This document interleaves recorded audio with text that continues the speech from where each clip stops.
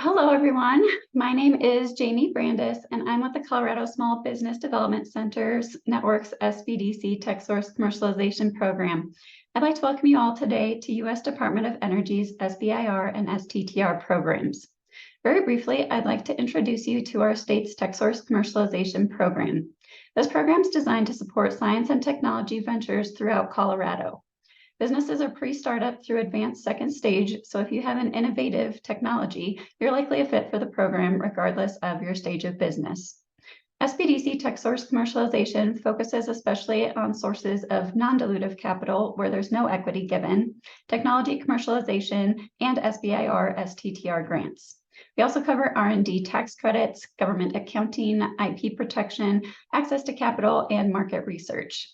We provide customized expert consulting at no cost to you, as well as relevant workshops, events, and accelerator programs.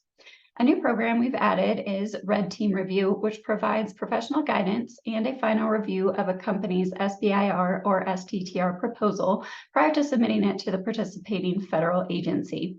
Our final round this year is actually focused on Department of Energy, and you can sign up on our website to be notified as soon as applications open.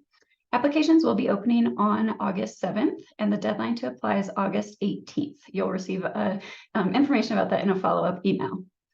After this webinar, if you are interested in meeting one-on-one with one of our SBDC TechSource specialists, attending events, workshops, or webinars, or learning about the Red Team Review program, please visit our website, which is sbdc-techsource.org to get started. All of our resources are available thanks to support from SBA's FAST program, VISA, the Colorado Office of Economic Development and International Trade, and the City of Boulder. Just a few quick things. If you are located outside of the state of Colorado, we encourage you to check out your local SBDC and resources for your individual state because we do focus on Colorado.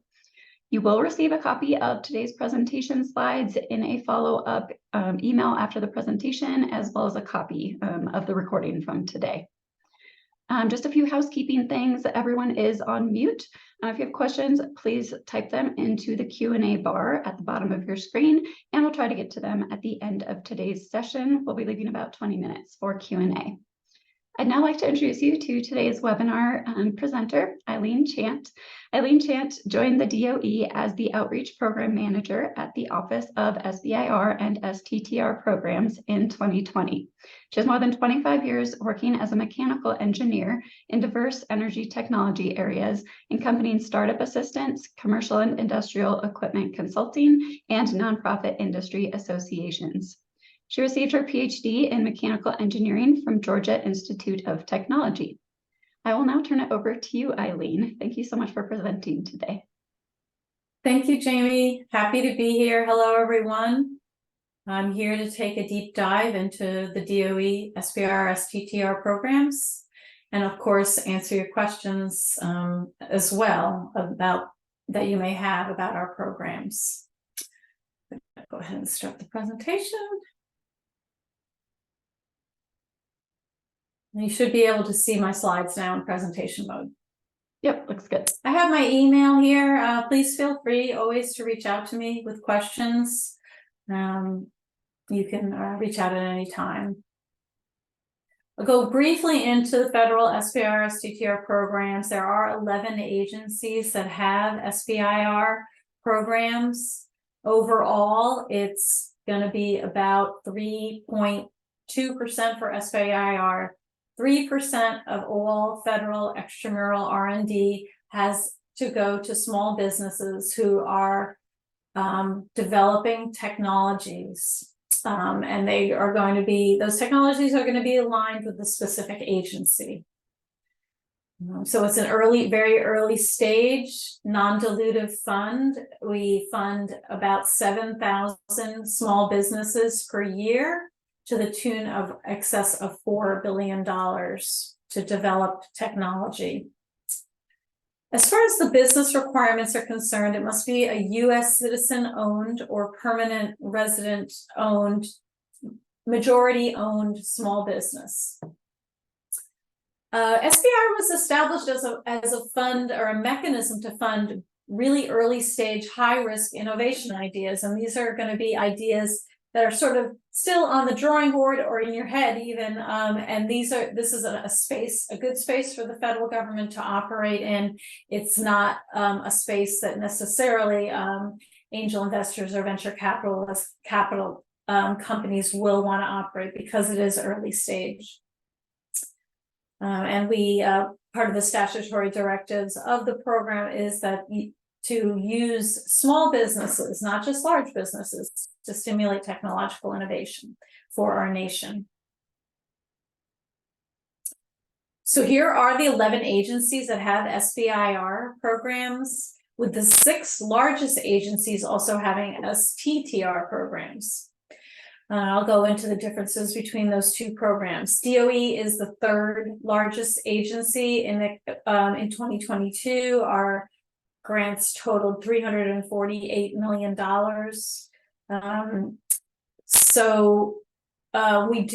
Here's the pie chart showing the budget for each of the agencies as well.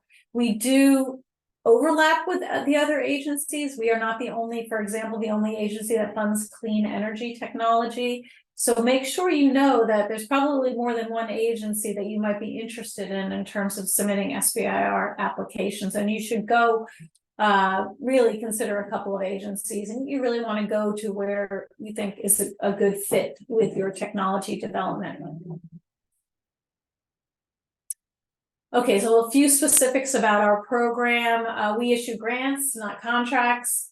What does that mean? Well, for us, that means that we are not going to be your customer. You are not going to be delivering your technology to DOE. DOE is not going to be buying your technology at the end of the day. You submit an application, you have an idea, and it is consistent and responsive to our mission and our topics. It is your idea, your execution, and you are going to be taking your idea to the commercial marketplace in the end. We do issue focused topics that are aligned with our 3-fold mission. Our mission is shown here on this slide. We are directed to provide leadership in clean energy technology, in basic energy and engineering sciences, as well as providing nuclear security for the nation. But we have pretty wide-ranging topics than what you would expect. It's not just limited to solar and wind energy or other clean energy technologies. So don't think you know what DOE funds until you've taken a look at our topics document. This is a good time for you to be learning about DOE. We have 2 phase 1 solicitations per year. Release 1, the topics are out on the street now. I'll talk about them in a few minutes. One of the unique things about our program is that a letter of intent is required for this about 6 weeks after the topics come out. Those applicants that are going to be submitting a phase 1 application are required to submit a letter of intent indicating your intent to prepare and submit a phase 1 application. You cannot submit a phase 1 application without having submitted a letter of intent according to the deadlines. From the beginning, you need to be concerned about who your customer is going to be and where your cash flow is going to come from after your SBIR funds are expended. I can't emphasize that enough. We are not likely to be, DOE is not likely to be your customer. You do need to be thinking about commercialization, even though that's not necessarily a phase 1 emphasis for DOE. It does need to be an emphasis for you from day 1. Also, very importantly, is we offer an expansive application assistance program. We call it phase 0. And it opens when the topics documents are released, and that you will receive coaching on your application if you are enrolled in phase 0. Of course, phase 0 is only for first-time applicants to our program. So if you've already submitted an application, then you'll have to rely on other applicant resources to prepare your grant application. I mentioned I would talk about the differences between SBIR and STTR. SBIR is a larger pot of money. It's 3.2% of extramural R&D. It does allow you to have a nonprofit research institution partner.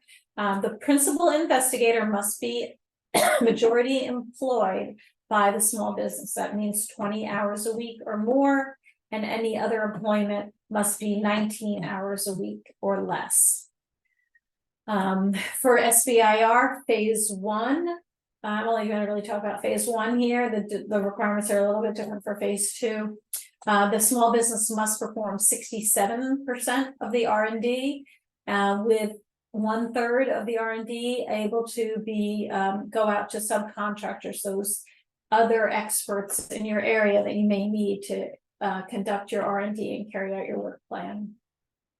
For STTR, which was established 10 years after SBIR, it was designed to foster technology transfer between research institutions, that means academic institution, national labs, as examples, and small businesses.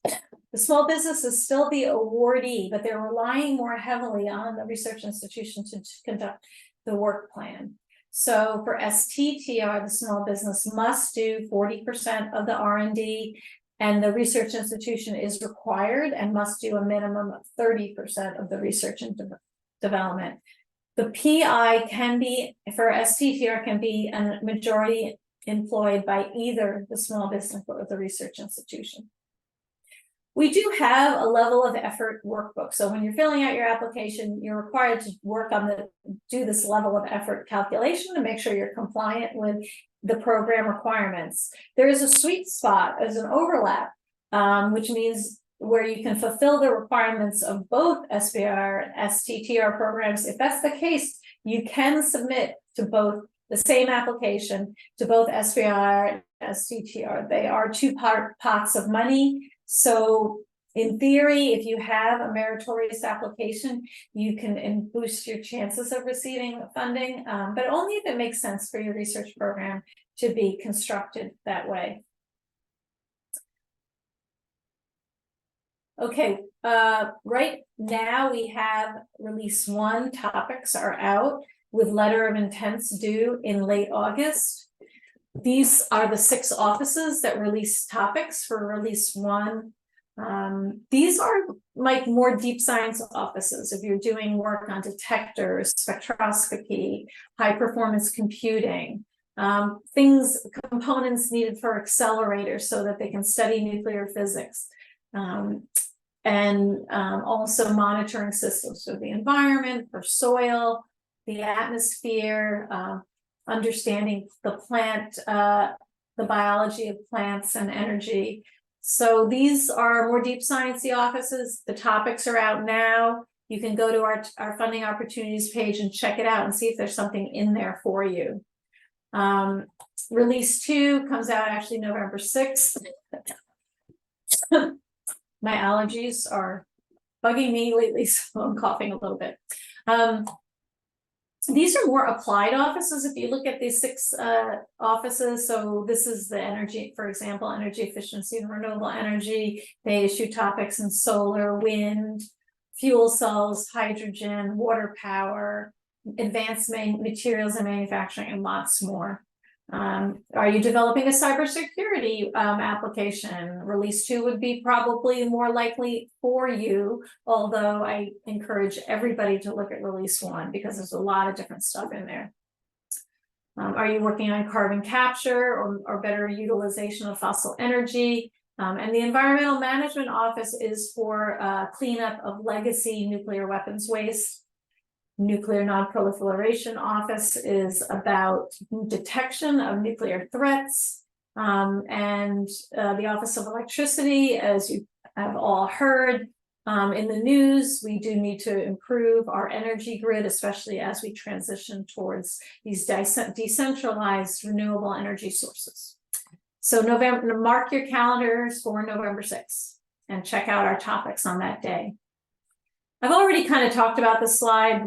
We have a lot of topics, just it's a little bit of an eye chart, but just so that you know, there are a lot in our topics document. They are very specific in some cases.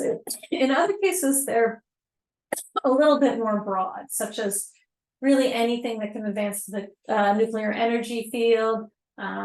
Within an office or within a topic, there are sometimes broad topics. Phase 1 is the entry point to our program. I'm talking about phase 1 releases during this presentation. You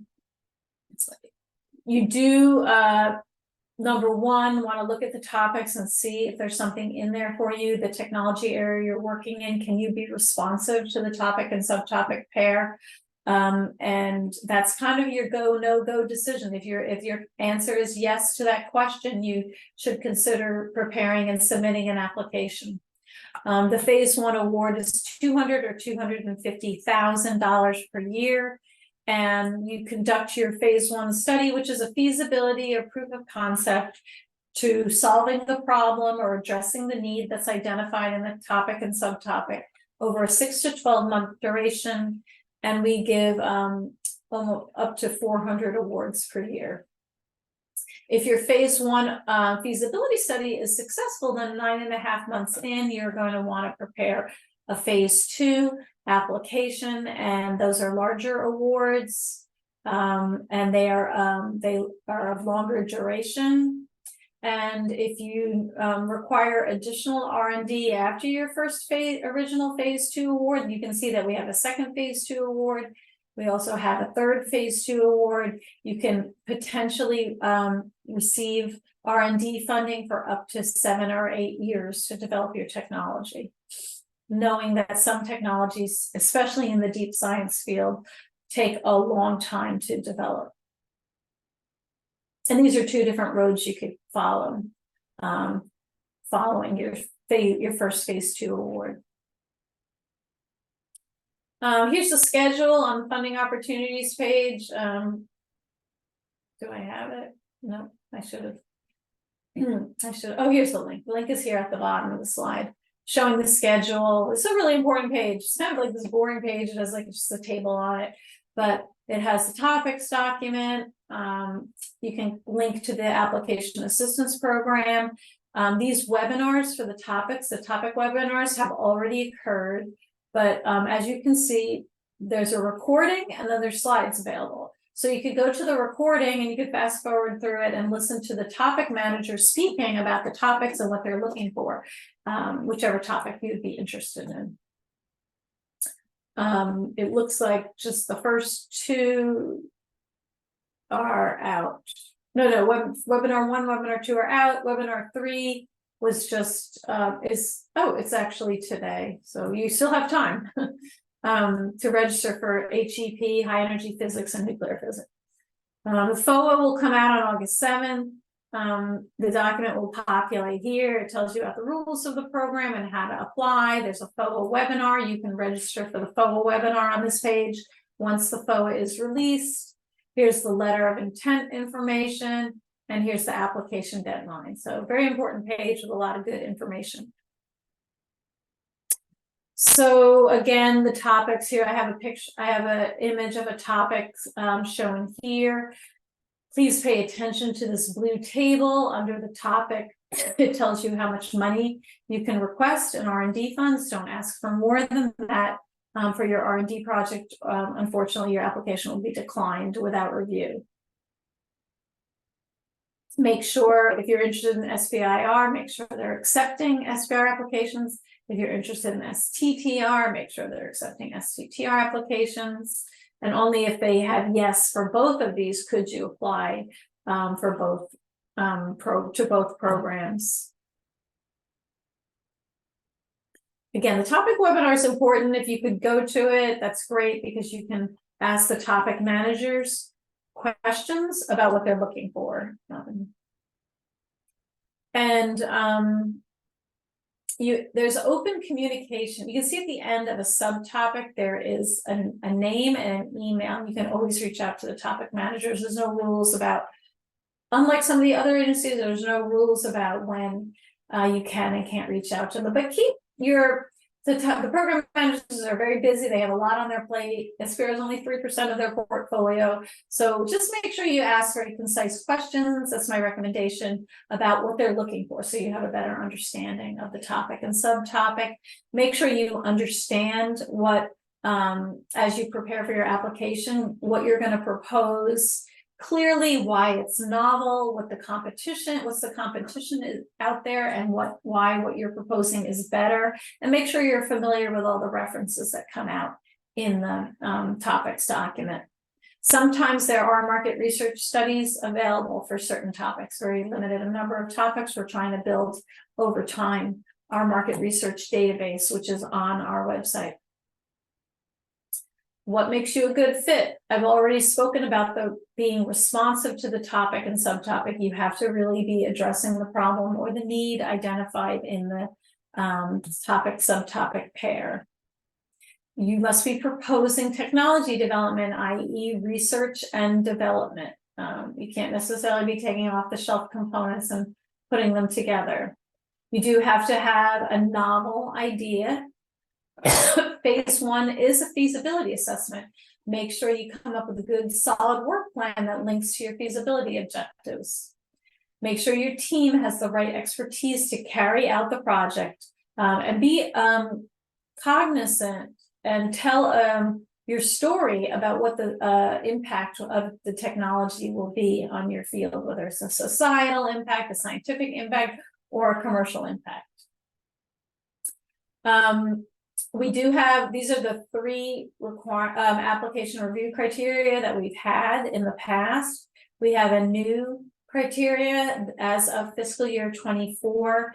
It is called, we are going to require a write-up of probably about 1-page write-up on your company's activities in the DEI, diversity, equity, and inclusion space, and how they're related to your technology development work. The first three are the more heavily weighted criteria with less weighting given to the peer plan criteria, but it is a new requirement this year, and it is part of the merit review criteria. The applications are reviewed by external technical merit reviewers. They come back in, the program managers rank them based on the reviewers, the reviews provided, and the the way that they were, how the application was reviewed by the external reviewers, and the applications are ranked from highly regarded to lower regarded applications, and the most highly ranked or most meritorious applications are selected for award. Okay, I just want to mention a little bit about DEI in our office. It is one of the statutory directives of the SBIR program to foster and encourage participation by women-owned and socially and economically disadvantaged owned small businesses. And we do track our performance in that area. We also do outreach to try to elevate awareness of SBIR, STTR to underrepresented groups. And we have a number of DEI initiatives that we're working on at this time. And you can see from these graphs, the women-owned small businesses are the green curves, and we are slowly improving over time. Socially and economically disadvantaged is also improving over time, actually at a little bit of a higher clip than women-owned businesses.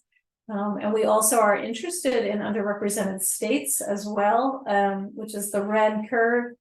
I think that's the red curve. Because we consider that underrepresented states that are not getting their fair share of federal SBIR dollars as underrepresented as well. And so this would be 50% of the states receiving only about 20% of the DOE SBIR funds. So I'm going to talk a little bit about the peer plan because it's new. The Office of Science, which SBIR is part of, initiated this requirement in fiscal year 2023. SBIR programs got a pass for a year to work on developing this requirement. And so we are starting it in fiscal year 2024. And again, it is a requirement for all Office of Science solicitations, which we are a part of. You are going to include your peer plan as appendix to the project narrative. It's limited to 3 pages. The plan should describe the activities and strategies that investigators and research personnel will incorporate to promote DEIA in their research projects. As I indicated before, they're going to be evaluated under a new merit review criterion. Selections for awards are made for those applications judged to have the highest overall merit. So this will be part of the merit review criteria, and the other three criteria are, are the existing other three criteria are also part of that as well. The scope of your peer plan should be tailored to the research project, so it can't be something that's sort of just sitting out there on the side, like a kindergarten outreach program or something like that. And we are doing public webinars at this point to talk about the peer plan. There's one tomorrow, and then there's one next week. If you're on our mailing list, you should have been invited to peer plan webinars. And if you're not, you can always reach out to me by email and we'll send you that invitation. The complexity and the detail of the peer plan should scale with the size of the research team and the number of personnel to be supported and phase of the award. So we know that SBIR awardees sometimes are very small companies. So this is an important point for you all. And hopefully you understand that it can be just to pick sort of like, a limited and focused topic in your peer plan, or simple and focused. And you can think about these issues, the composition of the project team and partnering institutions, the research environment in your company. Are you cultivating respectful, professional, and accessible environment?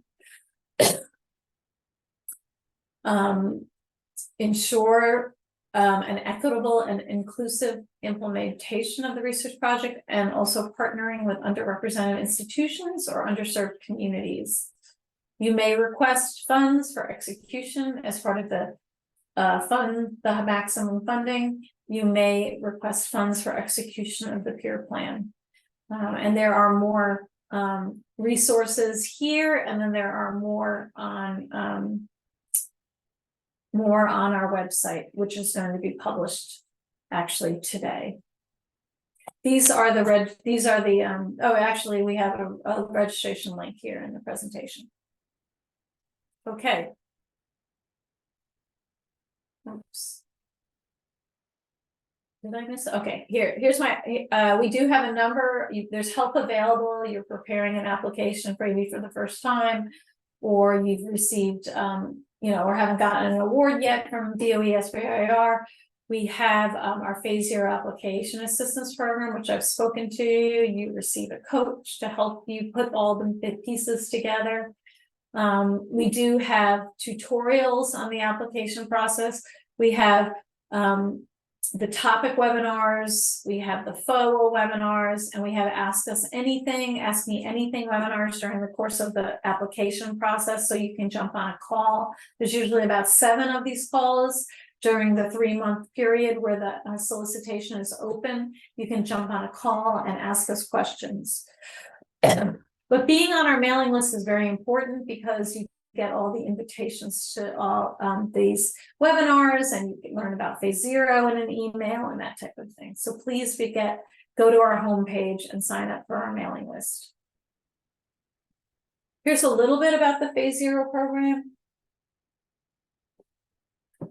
All first-timers are eligible. You go to the Phase 0 page and apply. It's open now for Release 1. You need to be able to know I have a few sentences about what it is you're going to propose. You need to submit your CV so that they can ensure that you're qualified and you have the expertise to carry out the proposed research and development. And they will call you. The contractor who administers our program is Dawnbreaker, and they will give you a call or reach out to you and make sure that from a high level overview that you are a reasonable fit as an applicant. But there is ample opportunity to enroll, and you can sign up now. And these are the services here shown on the side that you receive. They help you with a letter of intent. They help you with registrations. They will review your proposal. You are writing your proposal. You are the technology expert. They're not writing it for you. They are, but they will have you will get to have an external technical person, because they are generally scientists and engineers, review your application, because your project narrative should read like a story, what it is you're going to do, why it's novel, and what the potential impact of it is. It should be something that an external person can read and understand. An expert should feel that way about it, but also maybe someone who's a little bit more novice should also feel that way when they read your project narrative. You get a little bit of market research within the Phase 0 program as well too, to help you maybe understand a certain specific question about your market. There are optional services as well too. The financial assistance in calculating your indirect rate and that type of thing, filling out the budget forms, is a popular optional service. In addition to applicant resources, if you become a Phase 1 awardee, you become eligible for all of these awardee or commercialization resources. One of the newer initiatives is partnering resources. We have a new web page. We are going to be releasing a partnering platform, and you don't have to be an awardee to register on our partnering platform. And partners such as investors, utilities, large companies looking for new technologies out there, and many more, can search for technologies that they're interested in on this site. If you do have partnering needs, you need to build up your team in some way, you can always email Carol Radke. She is our tech to market partnering person. She'd be happy to have a chat with you about your partnering needs. TABA is our funds for awardees. You get $6,500 above the maximum award amount in Phase 1 to receive technical and business assistance services. You can, if you don't put that in your application, you will be eligible to use the DOE selected vendor for your business assistance services. And if you want to select your own vendor, you need to consider that and put that budget in your application. If you are a Phase 2 awardee, you get up to $50,000 for your maximum award for services that are here. She's kind of showing some of the services that are shown here on the left. Marketing research, regulatory landscape, intellectual property landscape, pitch deck, business strategy, and more. If you are a Phase 1 awardee, you are eligible to apply to be in the Energy I-Corps program, which is an intensive customer discovery process. SBIR.gov is also an important resource. Jamie mentioned state support programs. They're listed here on SBIR.gov. The states have a lot of support programs, such as grant writing support, bridge loans, bridge grants, and more. You can also see what awards have been issued on SBIR.gov, so you can see which agencies have funded awards in your technology area. So take a good look at SBIR.gov. I think it's a very good resource. Because of course, if DOE is not a good fit for you, you should look for other agencies. So I have some examples here. It's just that you may have, and my point here is that you may have a technology that is working in another industry, but might be something that DOE is interested in for a different application. And that would be a good feasibility study. If you had a particle size analyzer and if you're using it in the cosmetic industry, did you know that the Department of Biological and Environmental Research is interested in those technologies because they want to understand particle sizes in the atmosphere? So you want to think about outside the box a little bit about how your technology could be used in other ways, and to see if you can pivot and see if it makes sense for you. And so I just have some examples here. But you could go to the SBIR.gov site that is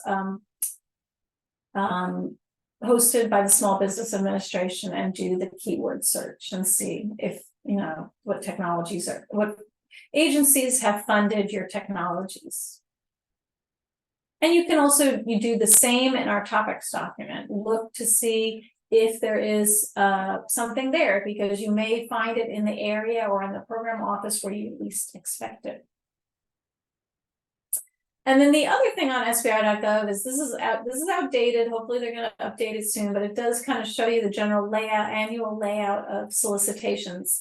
For example, if you're really interested in the DOE's second solicitation, which is the more applied office, if you have a solar technology, you're probably going to want to wait till November to apply. And you do have several months left, so you might want to look at other agencies. So you can use this as a planning guide. Oh my God, what time? Okay, I'm gonna try to finish in 5 minutes. This slide is just a reminder that commercialization is a statutory goal of SBIR STTR programs, is also critical to your small business to successfully commercialize your technology. Otherwise, your business won't survive in the long run.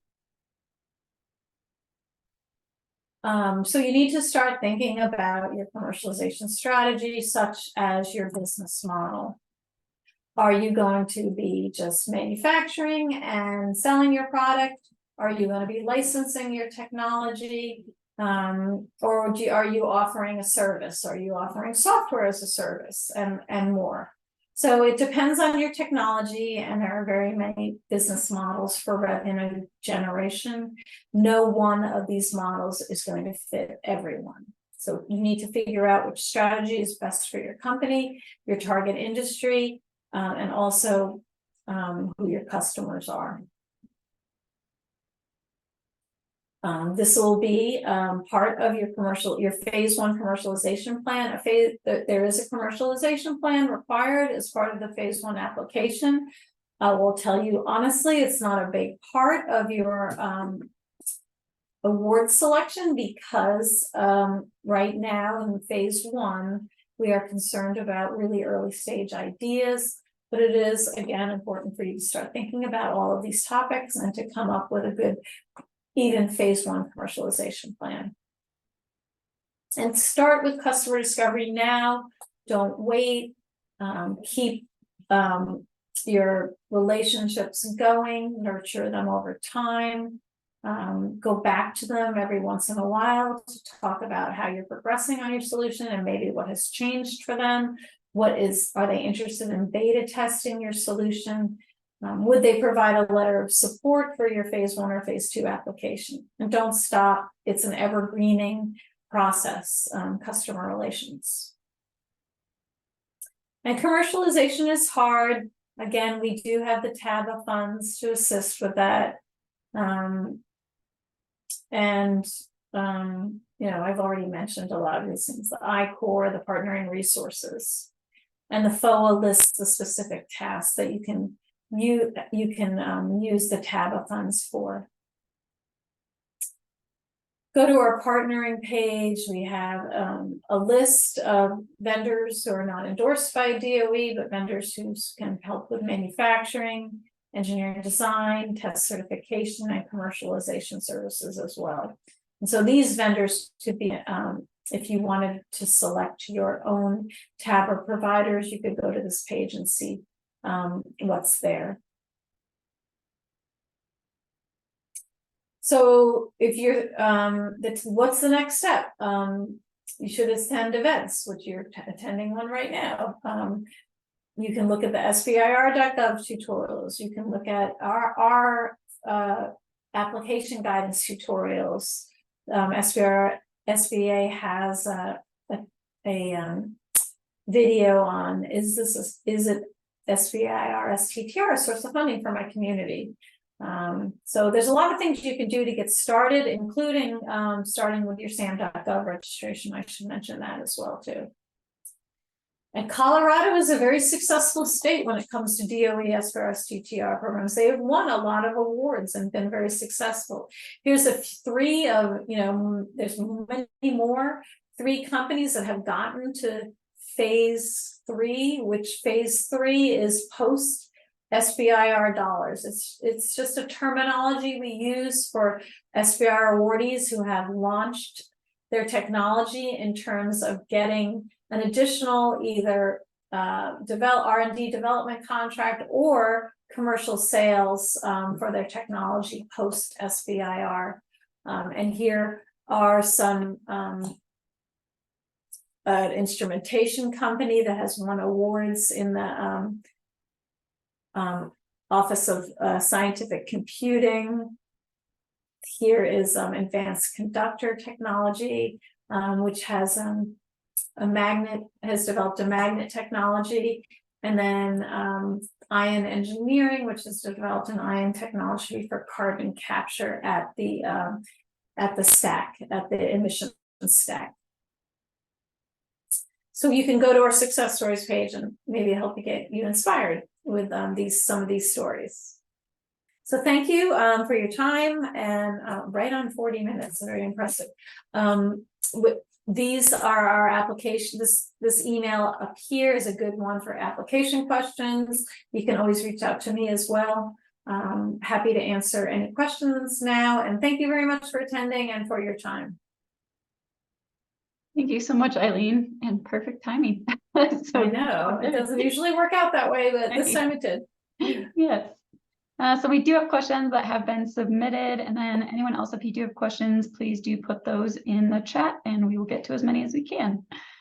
So the first one we have is, can a company skip phase 1 and jump to a phase 2 program or run concurrently?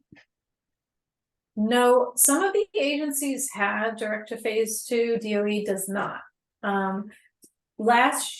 During last year's release 2 solicitation, we had a fast track application, which was preparing your phase 1 and phase 2 at the same time. So I mean, proposing for phase 1 and phase 2 at the same time, but that's not typical for us, and we don't expect it to happen again anytime soon.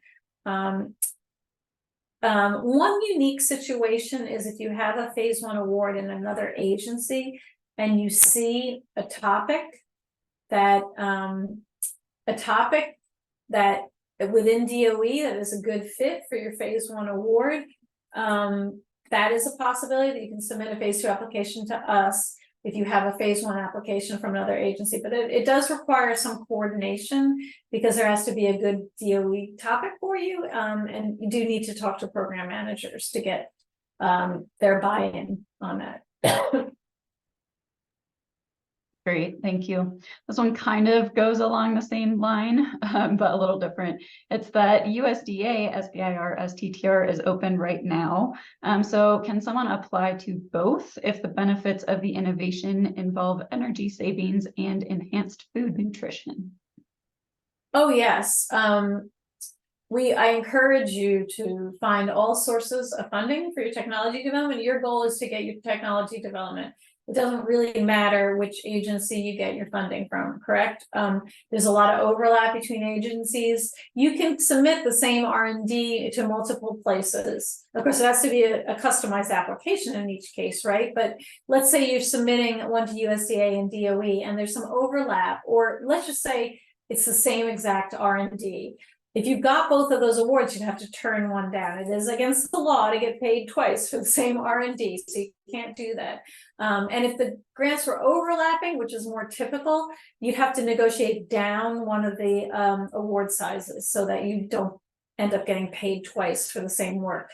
But that would be a great situation to be in, and you should be applying for the same R&D in multiple places. You do actually have to acknowledge that when you submit your application that you've submitted it somewhere else, but it's not a ding against you. The reviewers don't see that information. It's the contracts office wants that information in the event of an award. Perfect, thank you. So this person is asking, does the PI have to be employed at the time of the application, or can that employment be contingent on receiving the award? It's the latter. You do not even have to have, we don't necessarily recommend this, but you don't even have to have your company formed at the time of the application, but you do have to be prepared to have the company formed and have the PI be an employee if you receive an award. So you're going to have to make sure you can get that in place at the time of your award start. Got it. Thank you. So this person is asking if the applicant is currently engaged in the NSF I-Corps program. Does that preclude them from entering the DoD one? Okay. Nope, it does not. Perfect. So this question is related to the the release 2 topics. So I know you said release 1 and release 2 are basically completely different, but he's saying, is it too early to tell whether there will be changes or additions to the release 2 topics? Or you mean from last year? I assume the person. That's what I'm guessing. Since yeah, I would look at release 2 from fiscal year 23. I recommend you do that to get an idea of the flavor of the things.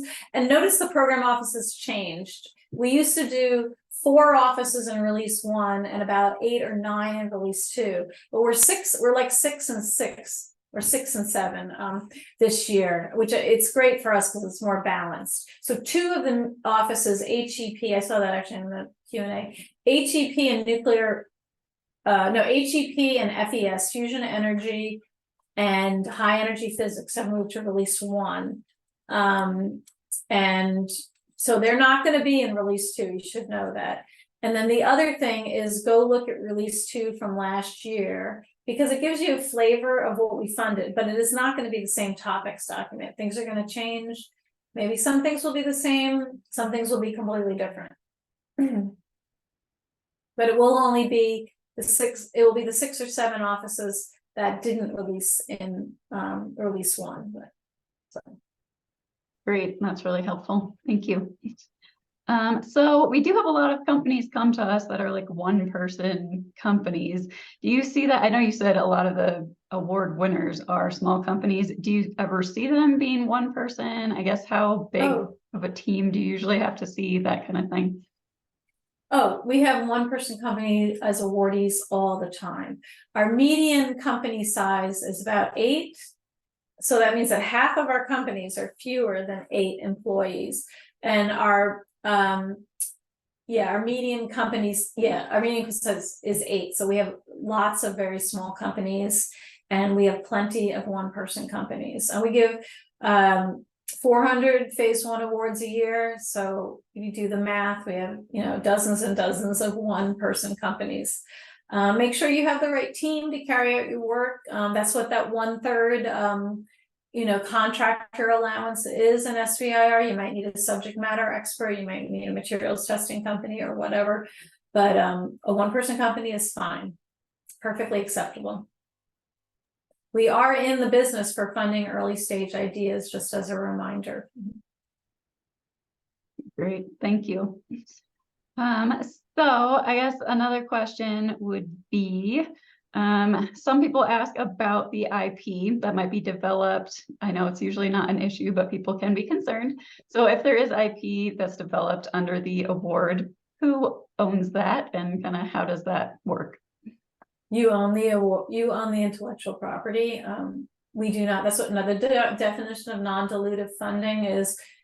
You don't have to pay it back. We don't take any ownership of your company. We don't take your intellectual property. We don't take your data. Now, if you have a research institution involved, you have to come up with an agreement with them on intellectual property. If a university is, let's say, doing work, they're always interested in retaining intellectual property. So you do have to come up in an agreement with a research institution, but the DOE does not take your technology, does not own your technology. Great, thank you. It's a good deal. Yeah, it's one of the best deals out there, which is the money that you don't have to pay back, and it can be up to $1.8 million to develop your technology. Yes, that's a great resource. So this person, it's kind of going back to that 1-person company, but into the phase 2.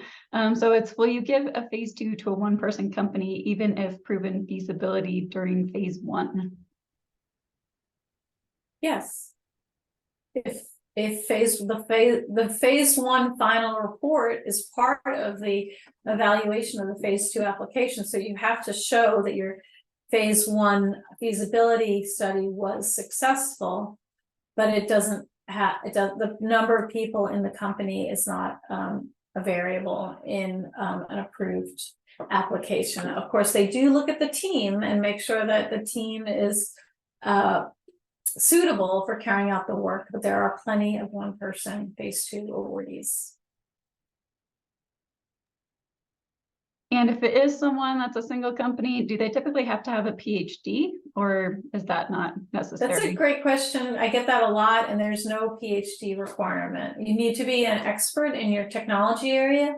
Maybe you've just studied it for a few years. Maybe you're coming from industry, you have a bachelor's degree or something like that. No, you don't have to have a PhD.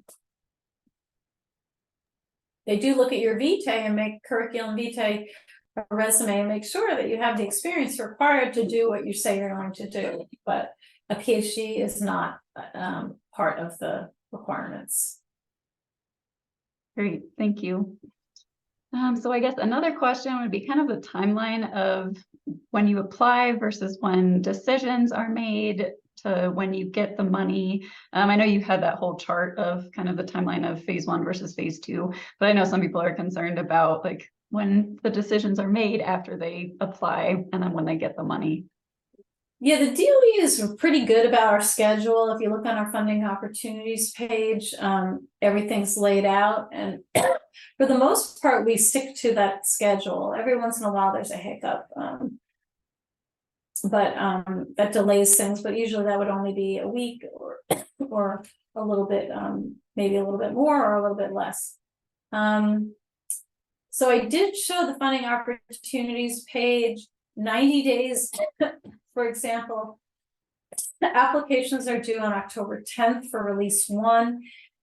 We are required by law to provide notification within 90 days of the applications being submitted. So it is expected the notification will be in early January for this release and the grant. And then you go into a period of contracting, review and acceptance, and you go back and forth with our contracts office, and that can take another month or 6 weeks or something like that. So your projected start date would be a little bit over than a month after your award notification.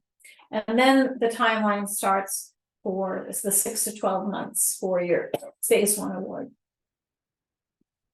So the award, let's see, so the award start date award start date is approximately February 12th for release 1. And then the phase 2 application would be fiscal year 25, phase 1 release 1, and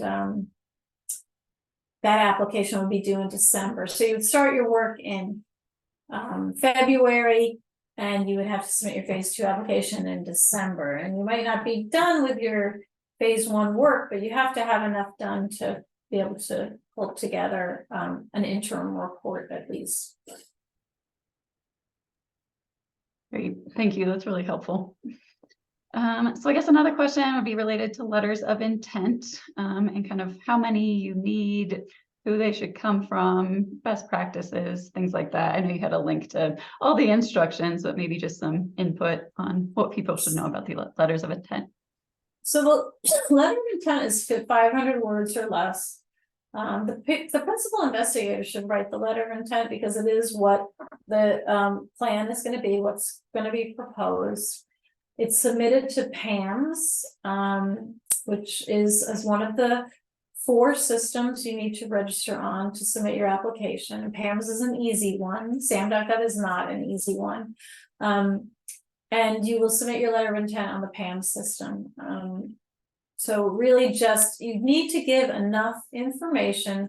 The reason of the letter of intent requirement is actually for the DOE, because we have to have a notification within 90 days. So the letter of intent is for us to know, to line up our reviewers. So you need to put in enough information so that we know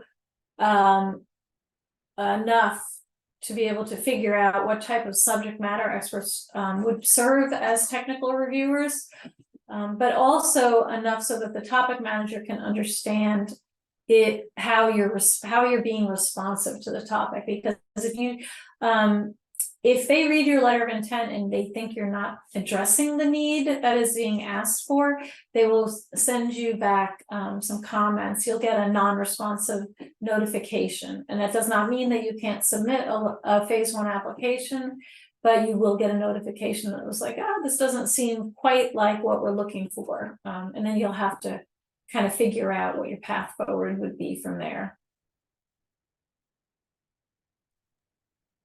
Great. So if you do get a non-responsive response, can you submit a second letter of intent that addresses their concerns? Nope. But you get comments, so you want to sit down and look at the comments and ask yourself some hard questions like, were we not clear enough?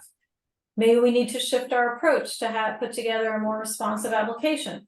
Maybe this is not a good fit and maybe we're going to go elsewhere for funding. So you need to, sit down and think about those things, but it does not preclude you from submitting a phase 1 application. That is one of the biggest misunderstandings that we encounter. Yeah, that's really important to know. So thank you for clarifying that. People have, I just want to mention that there's many instances where people had a non-responsive letter of intent and received an award. Great, that's good to know. As far as reviewers, I know you said that you kind of go out and recruit them based on the letters of intent.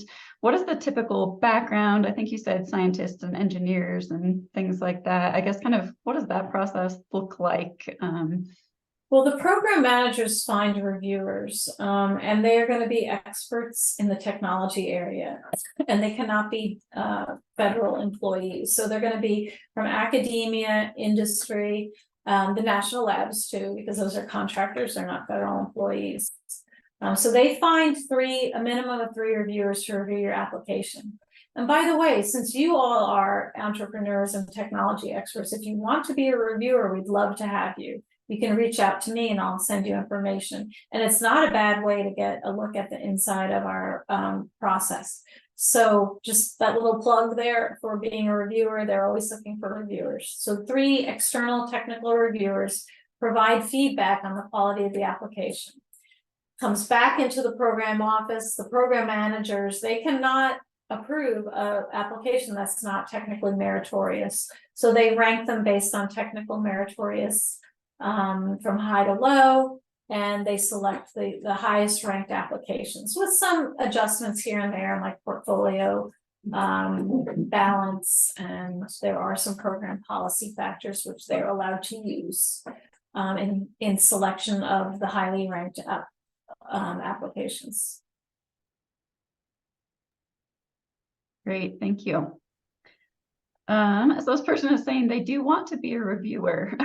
So should they email you directly, or what's the process? That's what I said. I'll go ahead and put my email in the chat too, but it's on there. It's also in the slides in a couple places. Perfect. All right. Well, I think that was all the questions we had. Is there any final thoughts you want to impart on our group today? Just to get organized, if you're serious about it, get organized. It takes, unfortunately, I wish this wasn't the case, but it takes about 120 hours to prepare your first DOE SBIR STTR application. You have 3 months to do it. You need to get organized. Make sure you read the FOA. Let me say it again. Make sure you read the FOA, and so that you don't make mistakes with your application. You understand the rules. And just be engaged. Come to the webinars, come to the Ask Us Anything webinars, and learn about the process. Be an active learner during the process. And of course, as I said before, make your project narrative should tell a good story that people can understand, and be readable, be clear, have preliminary data to back up your claims where possible, and that kind of thing. Yeah. Fantastic. Well, thank you for joining us today. A lot of great information. And yeah, we'll send out the slides, the recording, follow up with us for those of you that want to. So thanks again, Eileen. Thank you. Have a good day, everyone.